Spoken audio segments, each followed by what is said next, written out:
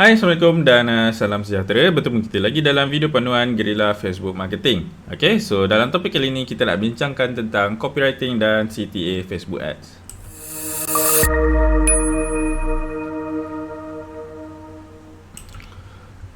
Okay, so kita nak go tentang copywriting. Okay, so first kali anda kena tahulah apa salah silap do and don'ts dalam copywriting. Okay, so first kali dalam copywriting, okay, so biasanya kesilapan orang bila menulis ayat iklan, okay, dia tak fokus pada masalah. Okay, so yang ni adalah common thing. Okay, tak fokus pada masalah sebab basically you bukan menjual produk.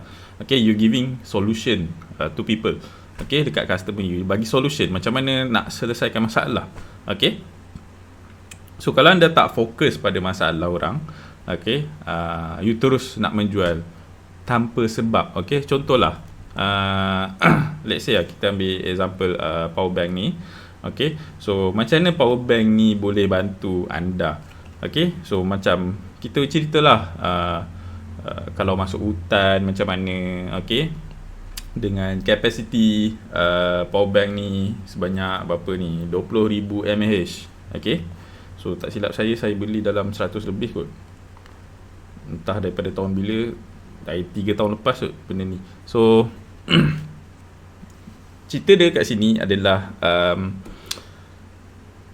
kalau saya nak jual power bank ni, okay, saya cerita pasal masalah. Okay, macam saya akan target iklan dekat orang yang mungkin selalu masuk hutan, okay, pergi hiking dan sebagainya.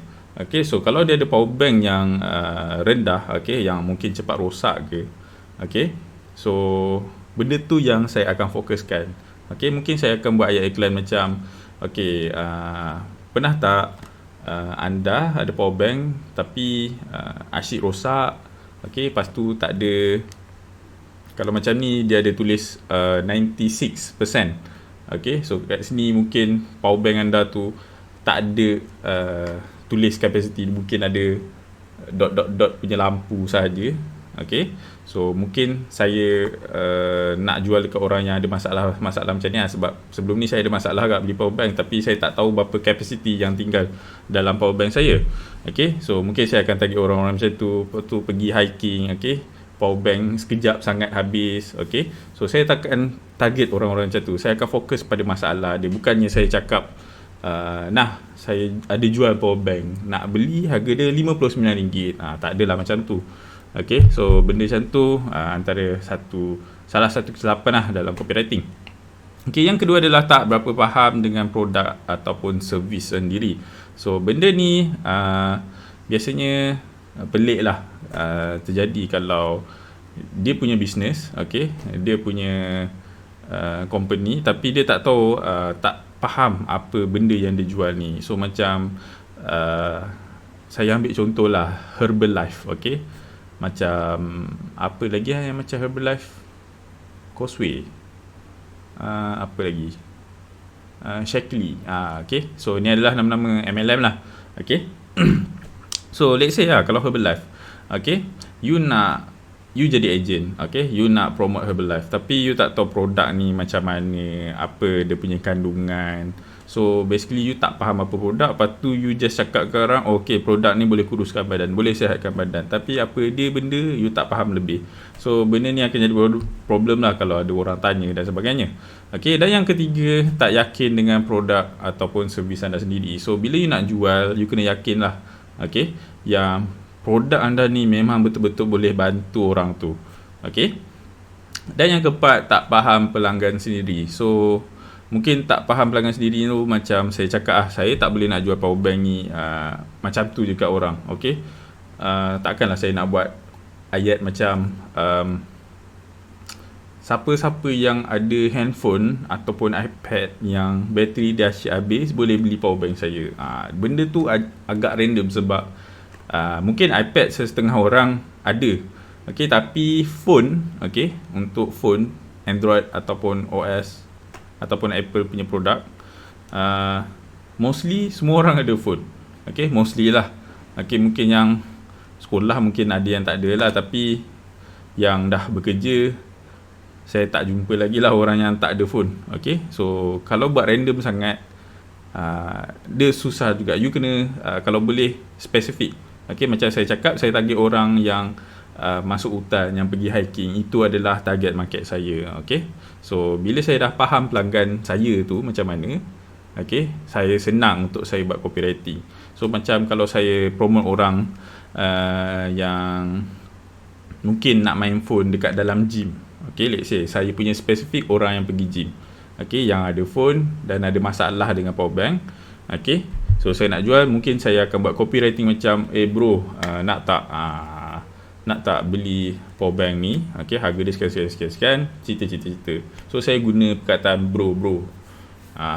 So benda ni macam like common thing lah dekat dalam gym. Mungkin sebab saya dulu sebelum pergi gym, jumpa orang tu yang counter tu, saya cakap, bro, okay bro, Assalamualaikum bro, okay, gerak dulu bro, okay, aku dah habis bro. So dia guna ayat bro. So basically saya tahu macam ni ayat yang diorang selalu guna. Okay, so macam kalau target market you untuk orang-orang yang berada, okay, yang mungkin status tinggi, so mungkin target market you adalah Tan Sri Datin. So takkan you nak cakap dalam copywriting tu, bro, nak tak beli power bank ni? Nampak cacat lah. So you kena faham dulu pelanggan you macam mana. Dan yang terakhir sekali adalah CTA tidak berapa jelas. Okay, CTA ni maksudnya adalah dia stand for call to action. Okay, so basically dia adalah perkara yang you nak suruh customer you buat. Okay, customer yang you nak buat, apa yang you nak dia buat selepas dia baca copywriting yang dekat iklan tu lah. Okay, so kalau nak suruh WhatsApp, tekan suruh lah WhatsApp. Okay, bagi nombor ataupun klik link ni untuk WhatsApp. Okay, kalau nak masuk dalam website, cakap lah. Okay, boleh masuk dalam website, baca info dalam tu. Okay, so you punya CTA tu kena jelas. Okay, dan dia punya pantang larang dalam CTA ni biasanya kalau boleh jangan gunakan CTA yang terlalu banyak. Sekejap WhatsApp, sekejap masuk website, sekejap suruh DM dekat Facebook, sekejap suruh DM dekat Instagram. So benda macam ni walaupun nampak simple, tapi kadang-kadang ada orang yang dia jadi tak sure tempat mana satu yang aku patut inform ni. Dan dia akan jadi problem juga dekat you kalau ada customer yang sama, ada PM you dekat Facebook, PM you dekat WhatsApp, PM you dekat Instagram, ataupun PM you dekat website. So benda ni akan jadi problem kat you. Ada menjadi banyak kerja kalau you fokus kan. Kalau kat Instagram saja, kalau kat Facebook saja. Dia lebih memudahkan kerja you lah untuk closing nanti. Okay, dan sebenarnya saya nak tambah lagi satu kesilapan dalam copywriting. Okay, just make sure pastikan baca terms and condition daripada Facebook sendirilah. Okay, macam produk-produk kesihatan, okay, ataupun ubat-ubat kuat, okay, 18 punya ke atas umur produk orang dewasa lah, senang cerita. Okay, so benda-benda macam ni sebenarnya Facebook tak bagi. So kalau you buat ayat macam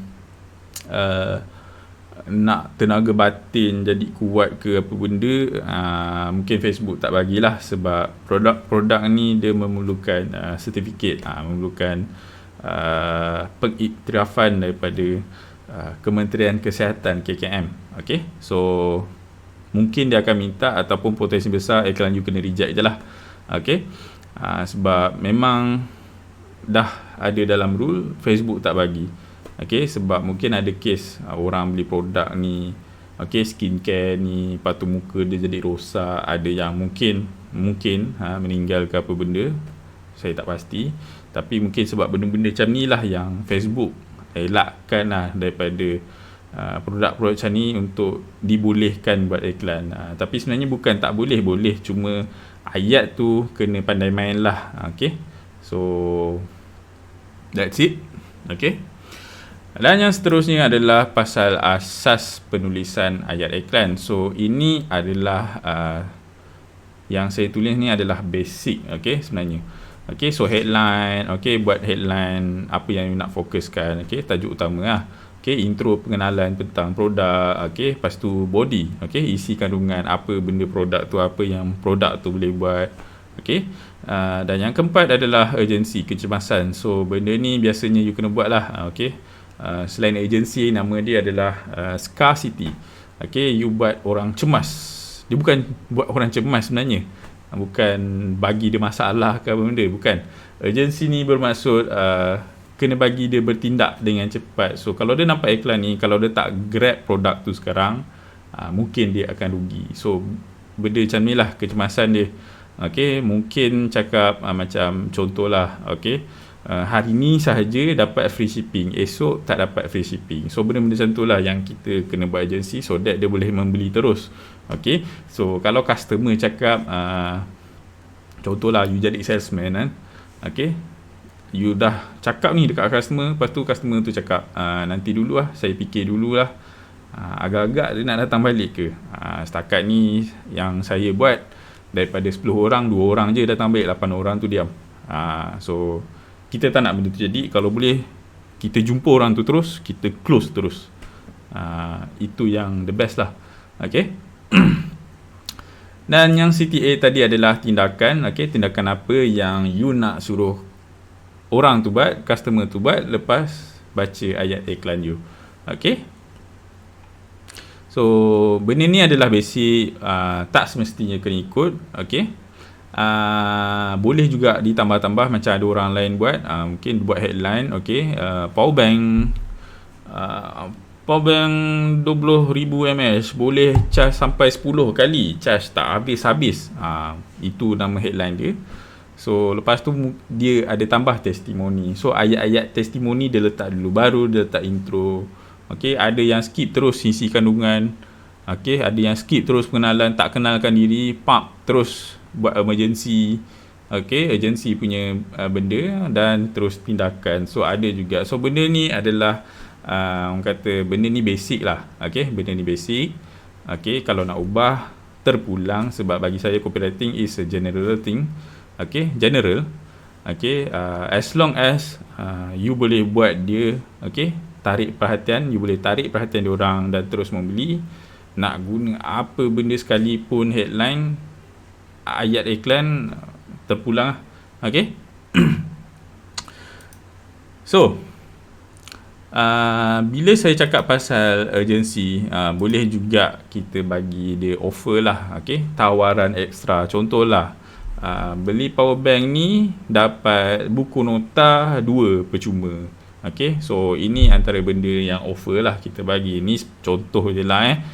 Beli power bank dapat iPhone ke, untuk pembeli pertama. So buat launching, lepas tu siapa yang first buyer dapat iPhone. Okay, orang yang kedua, ketiga, keempat ni kita bagi buku nota. So benda-benda macam ni lah tawaran.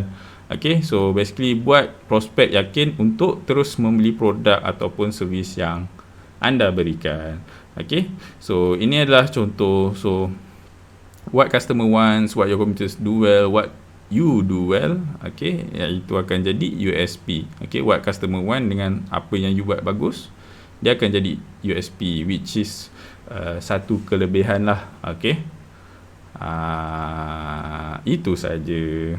Okay, saya tak pasti ada lagi ke tak, tapi benda ni macam saya cakap, setiap iklan memang kena test. Even offer, okay, barang yang anda nak berikan kena test juga. Okay, tak semestinya macam saya cakap tadi kan, beli power bank dapat iPhone. Okay, mungkin certain orang dia tak suka langsung iPhone, so you kena bagi benda lain lah. Okay, so balik kepada awal-awal tadi, kena kenal pelanggan. Okay, you dah kenal pelanggan, you tahu apa dia minat dia semua, then okay lah. So instead of beli power bank dapat iPhone yang harga dia 4,000 lebih, mungkin you boleh tukar. Kalau tahu orang tu minat bola ke apa benda, okay, minat bola sepak, dia nak jumpa Cristiano Ronaldo, David Beckham ke apa benda ke, okay, mungkin you boleh offer benda lain. Kalau you dah kenal, you offer tiket pergi Euro, something like that lah. Okay, so that dia boleh jumpa pemain bola sepak yang terkenal tu lah. Okay, so benda ni macam saya cakap harga dia mungkin sama, okay, offer tu harga dia sama, tapi benefit dia lain-lain. Okay, ada orang suka benda ni, ada orang suka benda ni, so benda ni pun kena test jugalah tawaran ni. Okay, so itu saja, kita jumpa dalam video yang seterusnya.